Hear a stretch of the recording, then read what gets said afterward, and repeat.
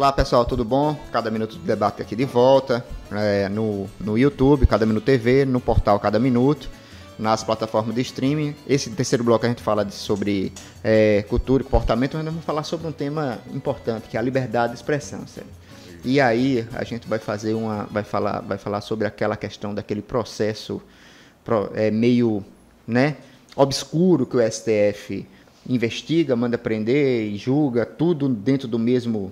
E que acabou tendo como alvo 3 ou 4 figuras ligadas ao presidente Jair Bolsonaro, bolsonarismo, né?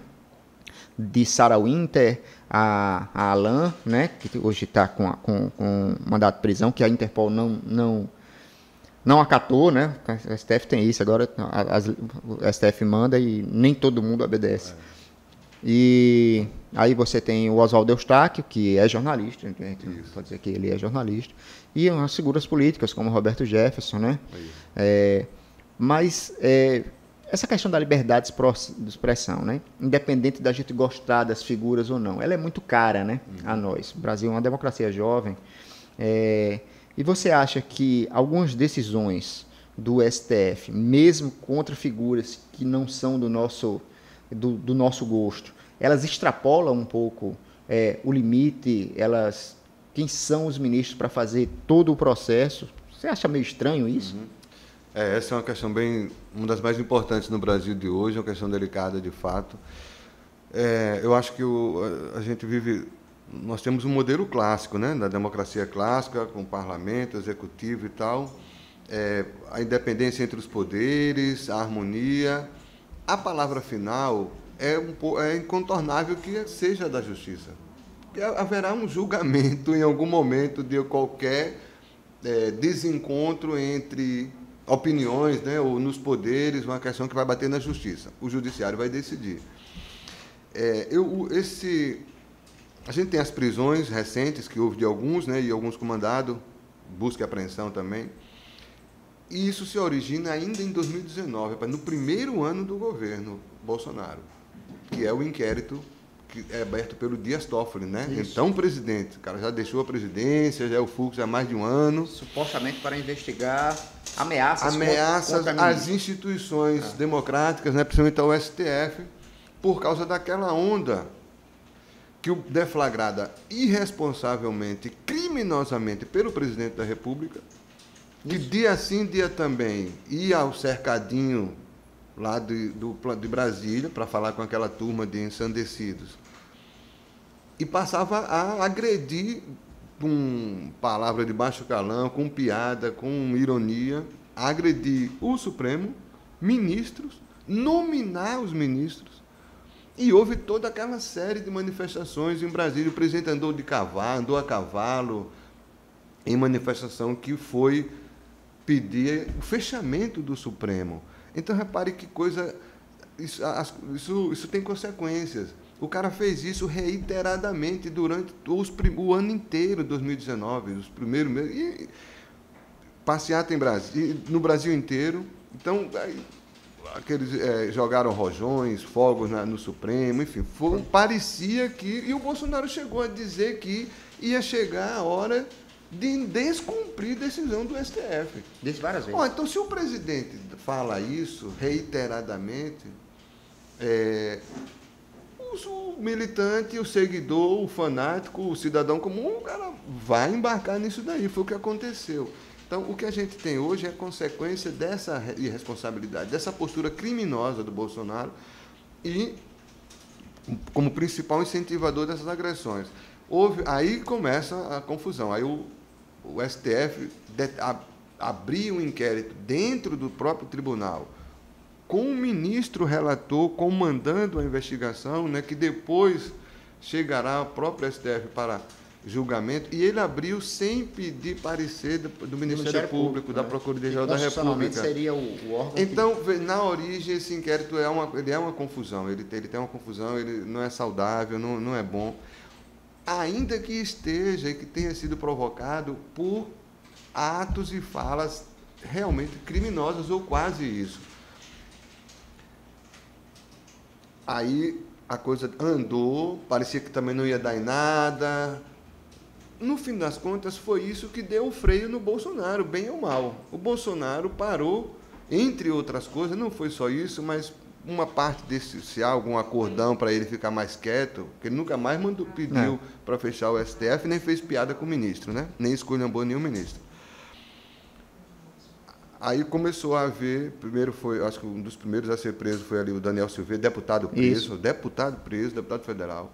E esses militantes mais, os maluquetes, né? Sarah Winter, Oswaldo Eustáquio, agora o Zé Trovão, o caminhoneiro, o Alan que está lá nos Estados Unidos. Santos, esse é um cretino realmente, um sujeito meio complicado, está foragido. Mas ser cretino não é crime, né? Não é crime, exatamente, não é crime. Porque você prender por crime de opinião, né? Crime de fala, de declaração. O Roberto Jefferson, ele incitou as pessoas a pegarem armas. Ele fez um manual, né? Usou mostrando como atirar no ministro quando ele se aproximasse e tal, né? É bem complicado isso, né? Mas ainda assim, é fala, né? É um manifesto, é o cara falando. Ele não atirou em ninguém, ele não roubou nada de ninguém. Não, então, aí a ironia é que há nomes adeptos da truculência, da tortura, é uma piada que vem a público defender a bandeira da liberdade de expressão. Exato. E aí a gente fica nesse... realmente algo surreal. Pelo que você falou, é discutível ou não a prisão ou a punição de alguns desses entes.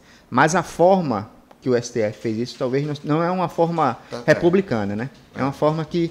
Porque é um processo, se eu não me engano, e aí eu queria que você corroborasse ou não, que ele pode abrigar nesse momento essas figuras, mas da mesma forma ele pode abrigar qualquer outra figura. E daqui a pouco o STF está quebrando o sigilo telefônico aí de todo mundo, direita, esquerda. A gente não sabe de que forma o STF vai estar ao final do governo Bolsonaro, com mais 2 ou mais 3 indicações, aí não sabe quem é o próximo, e de repente o STF julga, o STF investiga, o STF faz ações, né? Determina que a Polícia Federal prenda. Isso. Quer dizer, é bem complicado isso, né? É muito complicado. Esse inquérito não poderia estar, como você falou, pois as prisões em si já são muito complicadas, embora os caras expressem as maiores barbaridades de uma maneira violenta mesmo, enfim, perseguição a outras pessoas de maneira implacável. Mas você prender porque o sujeito deu uma entrevista ou gravou um vídeo dizendo isso e aquilo não é bom. A primeira coisa, porque é uma fala, é opinião e tal. Tem que ver aí, modular, e quem é que vai decidir, em que momento, até que ponto, quando é que a fala vai deixar de ser o livre exercício legítimo da liberdade de expressão e passa a ser um delito ou um crime, né? É meio subjetivo aí. Embora estejam previstos os crimes mais óbvios, clássicos de calúnia, injúria, difamação e tal. Mas o governo federal, o André Mendonça, que quer ser ministro do STF, está esperando a sabatina no Congresso, quando o ministro da Justiça Exato. queria investigar jornalista. Abriu inquérito contra jornalistas de opinião, contra articulista da Folha, de outros jornais também, né? Então, esse governo, ao mesmo tempo, defende a liberdade de expressão para os seus que estão sendo trancafiados ou na mira do STF. Ficou um combinado, uma combinação que não é boa para o país. E não é bom o STF ter esse protagonismo nesse grau. Faz só a ressalva de que a gente estava ali, em 2019, o Bolsonaro fez uma aposta. Ele achou que ia atropelar, que ia atropelar o STF. E, por maus caminhos para todo mundo, de algum modo, não conseguiu fazer isso. Mas o STF ficou ali. Claro, aí tem a história com o STF, não é de agora, vem as confusões já de ativismo, né? Muita confusão aí. Mas esse é um tema que o Brasil a gente tem que ficar atento, inclusive enquanto jornalistas, na defesa, nas prerrogativas, né? Coisa da fonte e tudo mais. A defesa intransigente da liberdade de expressão, da liberdade do indivíduo. Mesmo que ela não seja nossa, né? Mesmo que a gente discorde radicalmente ou se sinta ofendido, inclusive, com isso. Mas cercear é pior, é o erro mortal. Pronto, a gente vai chegando aqui na fase final do bloco, cada um com aquelas dicas que a gente dá de livro, filmes ou qualquer expressão cultural. A minha dica ela tem a ver com essa questão da liberdade de expressão, Célio. Eu tentei fazer uma ponte com o tema que a gente estava conversando hoje, e eu trago um clássico do cinema, um clássico chamado Todos os Homens do Presidente. Ele relata aquele caso Watergate, no Washington Post, né, aquela dupla de jornalistas e tudo mais, a luta pelo jornalismo justamente para conseguir trazer aquelas informações que tinham um estabelecimento político que não deixavam que ela viesse a público. O filme é fantástico, Robert Redford, sensacional. E por que eu trouxe esse clássico? Porque esse clássico agora ele está num desses streams mais populares, ele está no HBO Max. Todos os Homens de Presidente. É um filme de 76, isso, mas está hoje no HBO Max e ele não envelheceu. Alguns filmes ele infelizmente envelhece, mas esse é um filme muito, muito atual. Essa é a minha dica, Célio. Qual seria a sua? Eu vou indicar também uma coisa antiga. Antiga, entre aspas. Não é um lançamento. Vou indicar um livro, já que a gente está falando sempre da vida brasileira, de política. Então, é um livro, uma recomendação permanente, porque dá um painel da história brasileira e passa por Alagoas de maneira crucial, que é o livro do jornalista Mário Sérgio Conte, já praticamente um clássico do jornalismo brasileiro, que é Notícias do Planalto, né? Conta a história do Collor e a imprensa, a relação da presidência da República, a crise que culminou no impeachment, ou no processo de impeachment, ele renunciou. Notícia do Planalto conta as origens da família Collor de Mello, o encontro do senador Arnaldo de Mello com a esposa, a infância, a trajetória da família pessoal, a vida um pouco bastidores e muito da vida política de Alagoas, né? Muito da vida política de Alagoas, um livro fascinante que passa em revista a nossa história.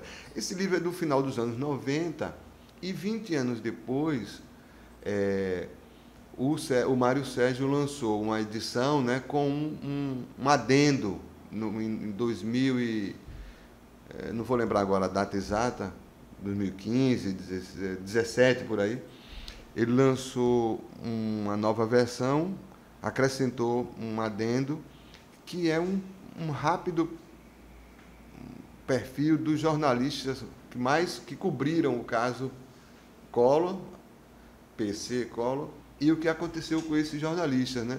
Ironicamente, a maioria, quase todos, os que se destacaram, que fizeram grandes reportagens, grandes furos, que pegaram ali o esquema no coração, todos eles abandonaram o jornalismo e foram ganhar dinheiro, né? Viraram consultores, viraram homens de marketing, políticos. Esse é o dado, essa é a ironia que tem no livro Notícias do Planalto, do Mário Sérgio Conte. Essa é uma recomendação permanente para qualquer um, para estudante de jornalismo mais ainda, mas para qualquer um interessado na história do Brasil e na história de Alagoas. Li e é sensacional, é primordial. Gente, obrigado mais uma vez. Estamos encerrando o Cada Minuto Debate. Na próxima semana voltamos.